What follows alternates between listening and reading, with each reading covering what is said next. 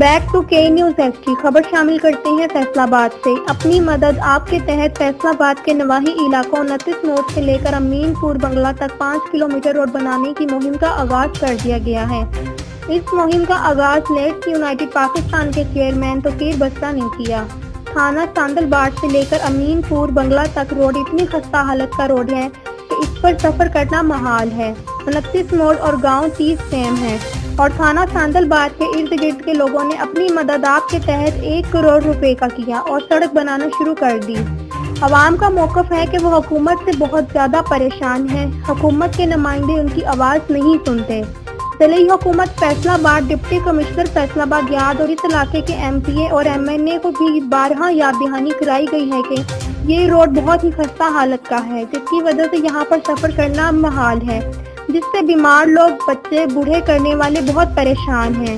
आइए मजीद जानते हैं हैदर शाह की इस रिपोर्ट में। जी हैदर, तफसीलात से आगाह कीजिएगा। ਇਹ ਰੋਡ ਅਮੀਨਪੁਰ ਰੋਡ ਜਿਹੜਾ ਹੈ ਤਕਰੀਬਨ 4.5 ਕਿਲੋਮੀਟਰ ਦਾ ਰੋਡ ਹੈ। ਇਹ 4.5 ਸਾਲ ਤੋਂ ਇਹਨੂੰ ਅਖਾੜ ਕੇ ਐਸਾ ਰੱਖ ਦਿੱਤਾ ਗਿਆ ਹੈ ਔਰ ਲੋਕਾਂ ਵਾਸਤੇ ਇਹ ਵਬਾਲੇ ਜਾਨ ਬਣ ਗਿਆ ਹੈ। ਠੀਕ ਹੈ, ਖਾਸ ਤੌਰ ਤੇ ਬੁੱਢੇ ਲੋਕ, ਜਿਹੜੇ ਬੁੱਢੇ ਲੋਕ ਨੇ ਔਰ ਬੱਚੇ ਨੇ, ਉਹਨਾਂ ਦੇ ਕਮਰਾਂ ਦਾ ਕਮਰ ਦਰਦ ਦਾ ਬਹੁਤ ਜ਼ਿਆਦਾ ਇਸ਼ੂ ਬਣ ਗਿਆ ਹੈ, ਕਿਉਂਕਿ ਇਸ ਰੋਡ ਦੇ ਉੱਤੇ ਸਫ਼ਰ ਕਰਨ ਦੀ ਵਜ੍ਹਾ ਤੋਂ। ਦੂਸਰੀ ਚੀਜ਼ ਹੈ ਕਿ ਇੱਥੇ ਬਹੁਤ ਸਾਰਾ ਜੋ ਐਮਰਜੈਂਸੀ 'ਚ ਮਰੀਜ਼ ਹੁੰਦੇ ਨੇ, ਉਹਨਾਂ ਦਾ ਸਫ਼ਰ ਕਰਨਾ ਮੁਹਾਲ ਹੋ ਜਾਂਦਾ ਹੈ ਔਰ ਕੋਈ 2-3 ਫੌਤਗੀਆਂ ਵੀ ਹੋ ਚੁੱਕੀਆਂ ਇਸ ਰੋਡ ਦੇ ਉੱਪਰ। ਇੱਕ ਹਾਮਲਾ ਖਤੂਨ ਸੀ, ਉਹ ਐਮਰਜੈਂਸੀ ਦੀ ਵਜ੍ਹਾ ਤੋਂ ਜਨਾਬ ਵਾਲਾ ਇਸ ਰੋਡ ਤੋਂ ਆਸਾਨੀ ਨਾਲ ਸਫ਼ਰ ਨਾ ਕਰਨ ਦੀ ਵਜ੍ਹਾ ਤੋਂ ਉਹਦੀ ਮੌਤ ਹੋ ਗਈ।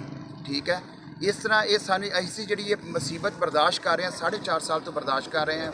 ਆਖਿਰਕਾਰ ਇਹਤਜਾਜ ਕੀਤੇ, DC ਕੋਲੋਂ ਦਰਖਾਸਤਾਂ ਦਿੱਤੀਆਂ, हुकूमत की तवज्जो दिलाने वास्ते रिक्वेस्ट की MPA MNA को, लेकिन MPA MNA ਨੂੰ कोई टाइम ही नहीं है कि वो अपने तवज्जो इस तरफ कर सकन। वो बहाने लगा देंगे, सानू फंड नहीं मिलते, सानू यह नहीं होंदा। आखिर तंग आके असी खुद मैं एज इस रोड की सरपरस्ती करदे होया लोगों को ये आवाज़ दी कि असी इस रोड को अपनी मदद आप के तहत बना रहे हैं। वालेकुम, मेरा नाम डॉक्टर शाहिद रंधावा। मेरा काफ़ी इस रोड तो गुजर होंदा, लेकिन ये आ कि मैं तौबा ही करता सा भी किते इधर का काम ना पै जाए, मैनू इधर आना ना पै जाए।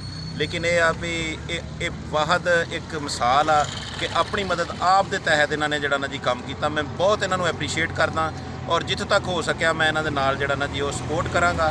और सारे दोस्तों को मैं कहना वा कि यार इन्हों पूरी सपोर्ट करो। जरूरी नहीं कि हर काम गवर्नमेंट के करिया ही होंदा हुंदा, अपनी मदद आप करिया भी काम होंदे हुंदे ने। इस करके जड़ा ना जी कोशिश करो कि अपनी मदद आप दे तहत, हुण किसी का इंतज़ार ना करो, बहुत टाइम हो गया, हुण अपना आप काम करया करो। मेहरबानी। अस्सलाम वालेकुम वरहमतुल्लाह। मैं जनाब मोहम्मद हमीद जनाब 4.5 साल हो गए हैं रोड टुटा है, उसकी वजह तो बहुत ज़्यादा तकलीफ सी। दरखास्त अभी कीतियां ने, गौरमेंट अगे रिक्वेस्ट की है, किसी बंदे ने सुनिया। हुण जनाब तकीर बसरा साहब ने बेड़ा उठाया कि अपनी मदद आप के तहत जनाब इतों तमाम फंड इकट्ठे करके अलहमदुलिल्लाह ਇਹ ਜਿਹੜਾ ਅੱਧਾ ਕੰਮ ਸਾਡਾ ਕੰਪਲੀਟ ਹੋ ਗਿਆ ਤੇ ਇਨਸ਼ਾਅੱਲਾ 8 ਦਿਨ ਦੇ ਅੰਦਰ ਅੰਦਰ ਇਹ ਜਿਹੜਾ ਸਾਡਾ ਅੱਧਾ ਟਾਈਮ ਮੁਕੰਮਲ ਹੋ ਜਾਏਗਾ ਤੇ ਬਾਕੀ ਅੱਧਾ ਇਨਸ਼ਾਅੱਲਾ ਉਹਦੇ ਵਾਸਤੇ ਅਸੀਂ ਕੋਸ਼ਿਸ਼ ਕਰ ਰਹੇ ਹਾਂ ਤੇ ਇਨਸ਼ਾਅੱਲਾ ਜਿਵੇਂ ਜਿਵੇਂ ਸਾਡੇ ਕੋਲ ਹੁੰਦਾ ਹੈ ਤੇ ਇਨਸ਼ਾਅੱਲਾ ਅਸੀਂ ਉਹਨੂੰ ਕੰਪਲੀਟ ਕਰਾਂਗੇ। ਤੇ ਅਸੀਂ ਬਹੁਤ ਸ਼ੁਕਰਗੁਜ਼ਾਰ ਹਾਂ ਜਨਾਬ ਤਕੀਰ ਬਸਰਾ ਸਾਹਿਬ ਦੇ, ਤੇ ਭਾਈ ਸਈਦ ਸਾਹਿਬ ਤੇ ਸਾਰੇ ਜਿਹੜੇ ਡਾਕਟਰ ਸਾਹਿਬ ਨੇ, ਸਾਰਿਆਂ ਦੇ ਤਾਮ ਦੇ ਅਸੀਂ ਬੜੇ ਸ਼ੁਕਰਗੁਜ਼ਾਰ ਹਾਂ।